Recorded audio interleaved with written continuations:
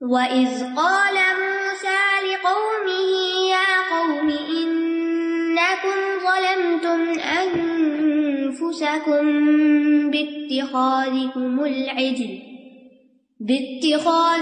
الْعِجْلَ فَتُوبُوا إِلَى بَارِئِكُمْ فَاقْتُلُوا أَنفُسَكُمْ ذَلِكُمْ خَيْرٌ لَكُمْ عِندَ بَارِئِكُمْ فَتَابَ عَلَيْكُمْ إِنَّهُ هُوَ التَّوَّابُ الرَّحِيمُ۔ اور جب موسیٰ نے اپنی قوم سے کہا، ہے میری قوم، بے شک تم نے بچڑے کو معبود بنا کر اپنی جانوں پر ظلم کیا ہے، تو اب اپنے پیدا کرنے والے کے حضور توبہ کرو اور اپنے مجرموں کو قتل کر ڈالو، یہ تمہارے پیدا کرنے والے کے نزدیک تمہارے لیے زیادہ بہتر ہے، پھر وہ تم پر مہربان ہو گیا، بے شک وہ بہت توبہ قبول کرنے والا، بہت رحم فرمانے والا ہے۔ بچڑے کو معبود بنانے کی وجہ سے اللہ تعالیٰ نے بنی اسرائیل کو دنیا میں بھی سزا دی تھی، اور موسیٰ علیہ السلام کی زبان پر توبہ کرنے کا حکم بھی دیا تھا، اور اس توبہ کی شرط کیا تھی کہ وہ ایک دوسرے کو قتل کریں۔ وَإِذْ قَالَ مُوسَىٰ لِقَوْمِهِ يَا قَوْمِ، جب موسیٰ علیہ السلام نے اپنی قوم سے کہا، اے میری قوم، اے میری قوم کہنے میں ایک محبت بھی ہے، ایک اپنائیت ہے۔ تبلیغ کرنے والے ایسے ہی ہوتے ہیں، چاہے انہوں نے بچڑے کو معبود بنا لیا ہو تب بھی انہیں کیسے پکارتے ہیں؟ یہ تھوڑی کہتے ہیں مشرکو اے ظالمو، نہیں، یا قوم، اے میری قوم، ہے تو اپنے ہی نا، یعنی جس سے بھی آپ کا واسطہ پڑتا ہے کوئی نہ کوئی تعلق رشتہ ہوتا ہی ہے نا۔ تو اس لیے اگر آپ کسی کو سکھانا چاہتے ہیں نا، پہلے اس کے ساتھ ایک کمیونیکیشن ڈیولپ کریں، ایک ٹرسٹ بلڈ کریں، اور ان کو بتایا انکم ظلمتم، تم نے اپنی جانوں پر ظلم کیا، انفسکم، کیا ظلم کیا؟ بچڑے کو معبود بنا کر، باتخاذکم العجل فتوبوا الی بارئکم۔ اب اس مشکل سے نکلنے کا حل کیا کہ اپنے رب کے حضور توبہ کرو۔ بارئ وہ خالق ہوتا ہے جو اپنے مخلوق کا خیال رکھتا ہے۔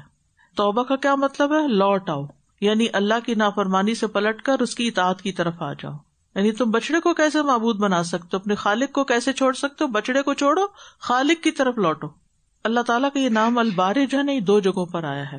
بارئ کا مطلب ہوتا ہے گھڑنے والا، ڈھالنے والا، صورت دینے والا، پیدا کرنے والا، خاکہ بنانے والا، وہ ذات جس کو اپنی ذات، صفات اور افعال میں کمال حاصل ہے، یعنی خود بھی پاک، دوسروں کو بھی پاک کرنے والا، چیزوں کو ایک مقصد کے ساتھ پیدا کرنے والا۔ تو اپنے پیدا کرنے والے کے حضور توبہ کرو۔ شرط کیا ہے؟ کیسے توبہ قبول ہوگی؟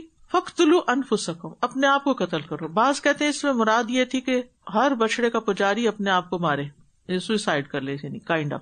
اور ایک معنی یہ کیا گیا کہ بعض انفسا سے مراد ہے کہ تم میں سے کچھ لوگ کچھ کو قتل کریں، ایک دوسرے کو قتل کرو۔ ابن عباس کہتے ہیں کہ موسیٰ علیہ السلام نے اللہ کے حکم سے اپنی قوم کو یہ کہا کہ اپنے آپ کو قتل کرو، تو وہ لوگ جو بچڑے کے مجاور بنے تھے، یعنی بچڑے کو جو پوجنے والے تھے، وہ گوٹ مار کے بیٹھ گئے نیچے، اور جو مجاور نہیں بنے تھے، جنہوں نے نہیں پوجا تھا، انہوں نے خنجر لیے اور ان کو مارنا شروع کیا۔ پھر اندھیرا دور ہوا، روشنی ہوئی تو 70,000 قتل ہو چکے تھے۔ جو قتل ہو گیا اس کی توبہ بھی قبول ہوئی، اور جو بچ گیا اس کی بھی توبہ قبول ہو گئی۔ انہ هو التواب الرحیم، بے شک وہ توبہ قبول کرنے والا مہربان ہے۔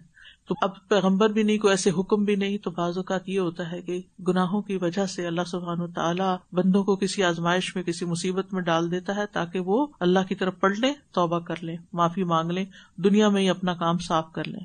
تو اللہ بہت توبہ قبول کرنے والا، بہت مہربان ہے، اور اس سے یہ بھی پتہ چلتا ہے جتنا بڑا گناہ ہوتا ہے پھر اس کی سزا بھی اتنی بڑی ہوتی ہے، اور اس کے لیے اتنی زیادہ توبہ کرنے کی ضرورت ہوتی ہے۔ اور اللہ تعالیٰ نہ صرف یہ کہ تواب ہے بلکہ رحیم بھی ہے۔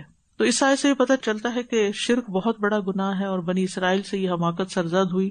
عام حالات میں تو شرک ناقابل معافی گناہ ہے، لیکن اس آیت سے یہ پتہ چلتا ہے کہ اگر کوئی معافی مانگ لے تو اس کی معافی ہو جاتی ہے، اور استغفار کا فائدہ ہوتا ہے، اور بڑے سے بڑا گناہ استغفار سے معاف ہو جاتا ہے۔ بعض اوقات بغیر کسی تکلیف کے معافی مل جاتی ہے صرف مانگنے سے، اور بعض اوقات کسی مصیبت سے انسان گزرتا ہے تو پاک ہوتا ہے، کوئی بیماری آ جاتی ہے، یا کوئی مال کے نقصان ہو جاتا ہے، یا کوئی اور غم دکھ زندگی میں آ جاتا ہے، تو اللہ تعالیٰ بے شمار گناہوں کی توبہ قبول کرتا ہے، سنگین سے سنگین گناہ کی توبہ قبول کرتا ہے، بار بار توبہ قبول کرتا ہے۔ اللہ سبحانہ و تعالیٰ ہمیں معاف کر دے۔